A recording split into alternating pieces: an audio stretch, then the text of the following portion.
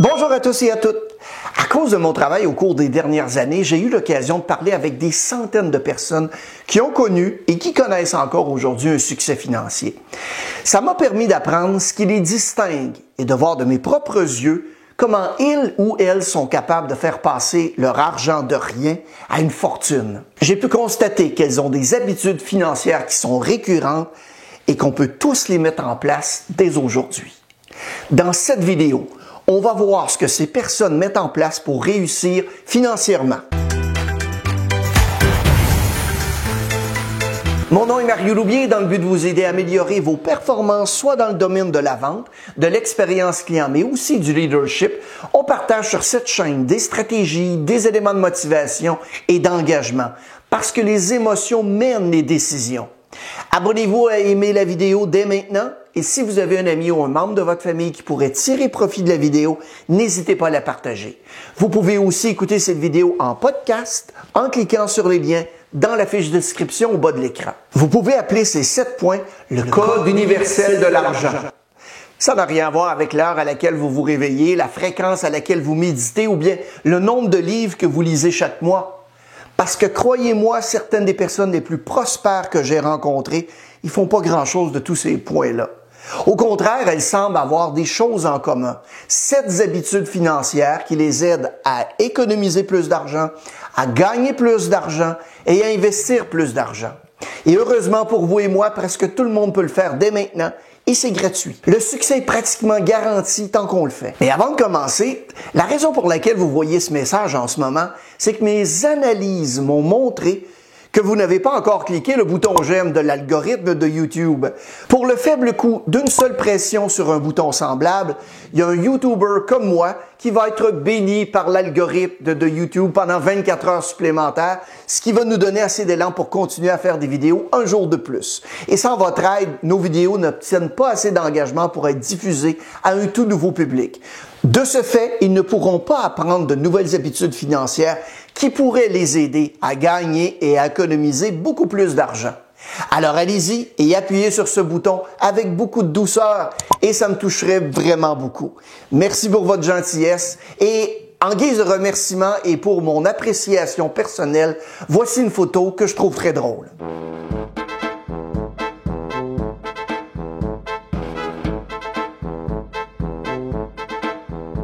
Premièrement, les personnes vraiment riches avec qui j'ai discuté sont toutes très douées pour dire non aux dépenses. Ce sont souvent les dépenses de type satisfaction instantanée qu'on veut tous avoir immédiatement sans attendre.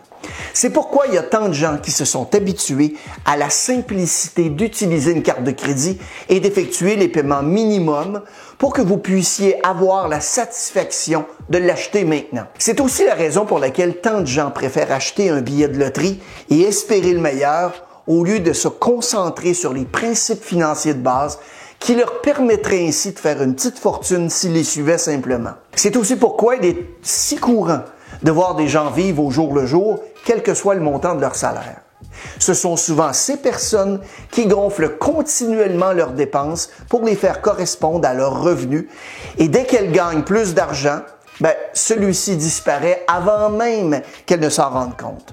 Les personnes qui réussissent le mieux que j'ai rencontrées sont toutes très douées pour retarder cette satisfaction jusqu'à ce qu'elles soient en mesure de s'offrir confortablement ce qu'elles veulent sans que cette dépense ait un impact négatif sur leurs finances. En général, ils n'achèteront qu'une fois qu'ils pourront la payer comptant. S'ils n'ont pas les moyens de le payer immédiatement, ils ne l'achètent tout simplement pas. Ils réfléchissent aussi au fait que même s'ils peuvent l'acheter, est-ce qu'ils en ont vraiment besoin? Est-ce que ça va vraiment les rendre plus heureux? Je vous mets au défi de commencer à prendre l'habitude d'analyser soigneusement tout ce que vous voulez. N'achetez que ce que vous pouvez vous permettre de payer comptant, après y avoir bien réfléchi et après aussi avoir donné la priorité aux autres objectifs d'épargne et surtout d'investissement. Je pense qu'on a tous entendu le dicton « ne pas mettre la charrue avant les bœufs » et ça s'applique aussi ici. Tout comme vous ne devriez pas mettre la piscine neuve avant le fonds d'urgence. Les bonnes habitudes financières, c'est vraiment une question de priorité. Et si vous établissez dès maintenant les bases appropriées, eh bien, vous arriverez finalement au point où vous pourrez commencer à dépenser votre argent en fonction de vos besoins. D'ici là, le fait de retarder la satisfaction de vos désirs contribue grandement à vous responsabiliser et à faire en sorte que cela se produise. La deuxième habitude, c'est un outil que les gens plus à l'aise financièrement manipulent très bien. Ils ont une façon différente de voir les prix des choses. Ils transforment d'abord le coût de l'article en revenu brut nécessaire et ensuite en temps. Laissez-moi vous expliquer. La plupart du temps, lorsque les gens voient un article qu'ils aimeraient, ils ne s'arrêtent qu'à ce montant. Vous voyez donc une nouvelle machine à café d'une valeur de 289 $. Évidemment, vous penserez sans doute à ajouter les taxes applicables, tout dépendamment de l'endroit où vous habitez. Voici où se situe la différence avec les gens riches. Ils transforment ce montant en revenu brut nécessaire à son acquisition. Si vous voulez en savoir plus sur la différence entre le revenu brut et le revenu net, je vous recommande de regarder la vidéo juste ici pour bien la comprendre. Donc, supposons que vous payez 30 % d'impôt sur votre revenu. Cet écart va être ajouté par-dessus le montant de l'article et des taxes. Simplement, à titre d'exemple, pour la nouvelle machine à café, on a un montant de 289 $ plus environ une quinzaine de dollars en taxes. Ce qui va nous donner un total arrondi d'environ 305 $. Je dois donc savoir maintenant combien d'argent brut est nécessaire pour l'acquisition de l'article. De façon très simpliste, il suffit d'ajouter 30 % à ce montant, ce qui va nous donner un montant total d'environ 400 $. Attendez, ça ne s'arrête pas là. Ces gens se demandent ensuite combien d'heures ils doivent travailler pour générer ce 400 $. Donc, si je gagne 25 $ l'heure, je dois donc travailler 16 heures pour me procurer cette nouvelle machine à café. Vous retrouverez d'ailleurs au bas de la vidéo un chiffrier Excel afin de vous aider avec le calcul. Vous n'avez qu'à compléter les champs en jaune et en rouge et vous obtiendrez votre montant nécessaire en termes de revenus bruts et d'heures de travail. Un autre exemple dont j'aime beaucoup parler, c'est le fameux café du matin et le bagel que vous arrêtez de prendre à votre restaurant préféré avant de venir travailler et qui ne coûte que 10 $ pour boire inclus. Disons que vous arrêtez à en prendre un à tous les matins, 50 semaines par année. Ça représente donc 2500 $ par année. Si on va voir notre grille et on y ajoute les données nécessaires, celles qu'on avait précédemment, on doit donc générer 3250 $ en revenus bruts et travailler 130 heures. En d'autres mots, vous passez environ 3 semaines par année simplement pour vous payer un café et un bagel le matin. Je fais cet exercice depuis des années avec mes ratios personnels et je vous garantis que ça change beaucoup la perspective de la gestion de mes dépenses. La troisième habitude financière la plus efficace que vous pourriez commencer à prendre dès aujourd'hui, c'est de suivre pas à pas toutes vos dépenses. Vous n'avez aucune idée de ce que ça peut représenter comme impact sur le reste de votre vie si vous vous y tenez. Parce que tous les millionnaires à qui j'ai parlé savent exactement où va leur argent, combien ils dépensent et combien ils doivent gagner chaque jour pour couvrir leurs frais généraux. Pour être efficace avec l'argent, il faut être méticuleux dans le suivi des entrées et des sorties. La maîtrise de l'argent n'a rien à voir avec la quantité d'argent qu'on gagne, mais plutôt avec la quantité d'argent que l'on conserve. Voici d'ailleurs la meilleure solution à ce problème. Après avoir terminé le visionnement de la vidéo, inscrivez-vous sur un site de suivi comme budgetenligne.net en français ou mint.com uniquement en anglais. Les liens se retrouvent au bas de l'écran. Dans les deux cas, leur utilisation est totalement gratuite. Faites ensuite très attention à l'argent que vous gagnez et à celui que vous dépensez. Je veux que vous voyez combien vous dépensez pour des choses dont la plupart du temps vous vous rendez même pas compte ou combien ces petites dépenses vont s'additionner au fil des semaines et des mois, comme par exemple notre café et notre bagel dont on a discuté précédemment. C'est quelque chose qu'on fait moi et ma conjointe depuis près d'une dizaine d'années maintenant. Chaque jour, elle fait le suivi de tous nos comptes. Elle voit où va notre argent et combien on économise. C'est une de ces choses qui est difficile à commencer. Mais une fois qu'elle est ancrée dans votre routine quotidienne, vous ne voudrez plus vous arrêter. Je suis tellement convaincu que si vous pouviez conserver cette seule habitude pendant 60 jours, elle se traduirait positivement dans probablement tous les aspects de votre vie également. Par exemple, si vous faites attention à ce petit montant de 10 $ au déjeuner, vous allez faire plus attention à ce petit article à 100 $ que vous auriez acheté autrement. En faisant cela, vous risquez moins de gaspiller 1000 $ pour le prochain gadget électronique. Et lorsque vous êtes déjà allé aussi loin, vous avez moins de chances de dépenser des milliers de dollars l'année suivante pour quelque chose dont vous n'avez absolument pas besoin. C'est ce que j'appelle l'effet de ruissellement des dépenses. Peu de gens en parlent. En commençant modestement, vous avez la garantie que ça va se répercuter également sur d'autres domaines un peu plus coûteux de votre vie. Quatrièmement, les personnes les plus prospères que j'ai rencontrées n'investissent jamais dans quelque chose qu'elles ne comprennent pas complètement. Vous ne verrez jamais quelqu'un dans Forbes, aux États-Unis, dans le Journal des Affaires au Québec ou bien dans la Tribune en France parler de la chance qu'il ou qu'elle a eue grâce à un investissement qu'il a trouvé dans la section des commentaires d'un chroniqueur financier. Peut-être ont-ils été chanceux ou chanceuses, mais la chance peut jouer un rôle mineur. Mais les personnes qui s'en finissent par s'en sortir ont toute une connaissance approfondie de la destination de leur argent. Et il y a un rapport direct entre le montant du risque qu'ils sont prêts à prendre et la récompense qu'ils espèrent obtenir. Les personnes qui sont vraiment douées avec l'argent ne paniquent jamais et font des investissements. La vérité, c'est qu'il y aura toujours des nouvelles opportunités à l'avenir qui vont être tout aussi rentables que celles que vous voyez aujourd'hui. En comprenant qu'il existe une abondance d'opportunités, vous ne ressentirez jamais la pression de vouloir investir dans la dernière firme techno sans prendre un peu de recul pour comprendre ce que vous faites et prendre aussi le temps de faire le bon choix. Sinon, vous perdrez de l'argent. Ou vous aurez la chance, plusieurs fois de suite, et vous perdrez.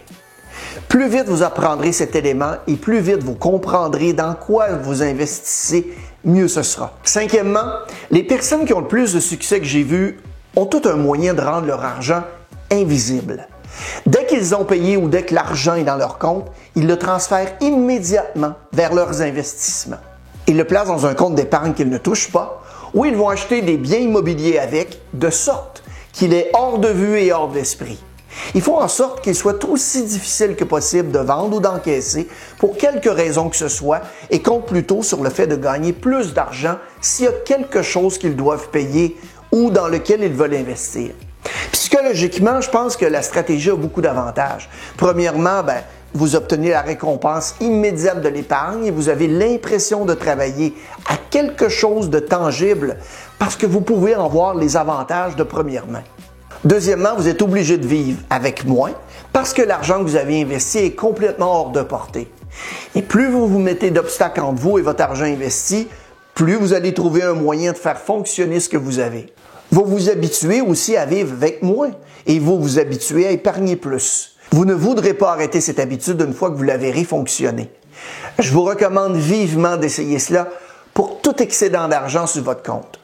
Il suffit d'aller immédiatement le transférer vers un compte d'épargne à haut rendement ou bien d'aller l'investir là où ce n'est pas visible. Une fois qu'il est là, faites comme s'il n'existait pas.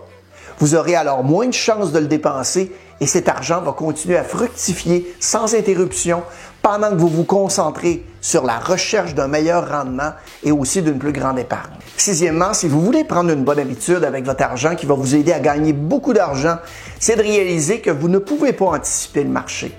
Les gens qui réussissent financièrement ont découvert qu'il y a une grande différence entre trouver une bonne opportunité et vendre parce que vous devez vous diversifier et vendre par panique parce que vous pensez que le marché va s'effondrer d'un jour à l'autre. Beaucoup pensent que c'était une leçon importante pour bien des gens en mars 2020 quand les marchés ont chuté drastiquement de 40 à 80%. À l'époque, il y a beaucoup trop de gens qui ont vendu parce qu'ils pensaient que le marché allait chuter encore plus et qu'ils allaient racheter à un prix encore plus bas. Une fois que le marché a commencé à remonter et à se rétablir, ces mêmes personnes n'ont pas racheté parce qu'elles attendaient que le marché redescende d'un jour à l'autre. Puis, une fois que le marché a retrouvé son niveau normal, ces mêmes personnes sont restées sur la touche parce que le prix était maintenant trop élevé et qu'il allait bien redescendre à nouveau, pensait-il. Ce que les observateurs ont remarqué, c'est que le type de personne qui attend une baisse est le même que celui qui refuse d'acheter quand il y a vraiment une baisse. C'est comme s'ils attendaient toujours que la baisse soit plus faible et une fois qu'elle est plus faible, ils attendent qu'elle le soit encore plus. Puis, une fois que le marché commence à remonter, il sera toujours trop cher et ils vont attendre qu'il redescende. Au lieu de cela, les meilleurs investisseurs que j'ai vus se contentent de conserver leurs titres, ils vendent presque jamais et ils achètent systématiquement. Personne ne sait quand le marché va s'effondrer et 2020 nous a montré que même les experts les plus respectés se trompent la moitié du temps. Il suffit donc d'ignorer tout ce bruit et tout ce que vous devez savoir, c'est qu'il suffit d'investir systématiquement à long terme et de les conserver. C'est tout. Septièmement, Les personnes les plus riches que je connaisse ont toute une connaissance approfondie de la façon dont fonctionnent les taxes et les impôts et comment ils s'appliquent à eux. La triste réalité est que pour beaucoup de gens, les taxes et les impôts vont être souvent leurs plus grosses dépenses. C'est probable qu'encore cette année, ce montant va être plus élevé que le paiement de votre voiture, plus que le paiement de votre maison et plus que vos investissements.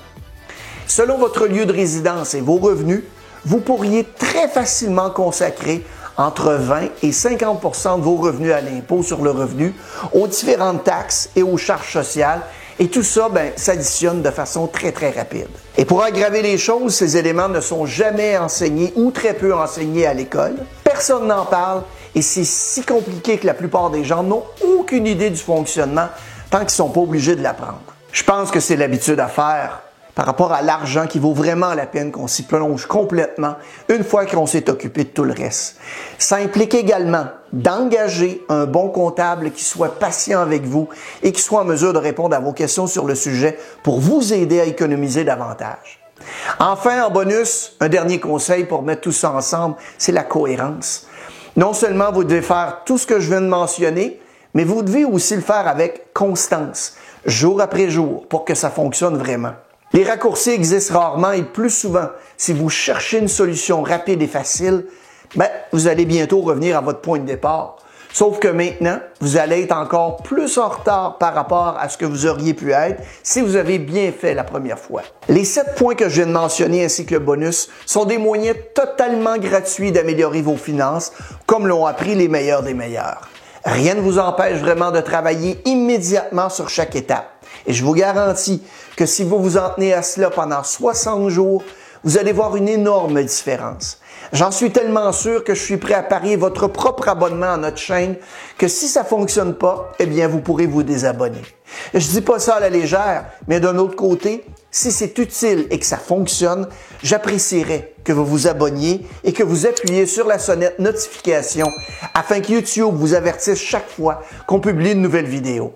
Je pense que c'est un compromis équitable et si vous trouvez ça utile de quelque manière que ce soit, appuyez simplement sur le bouton j'aime de la vidéo et ça me fera savoir que vous appréciez ce genre de contenu.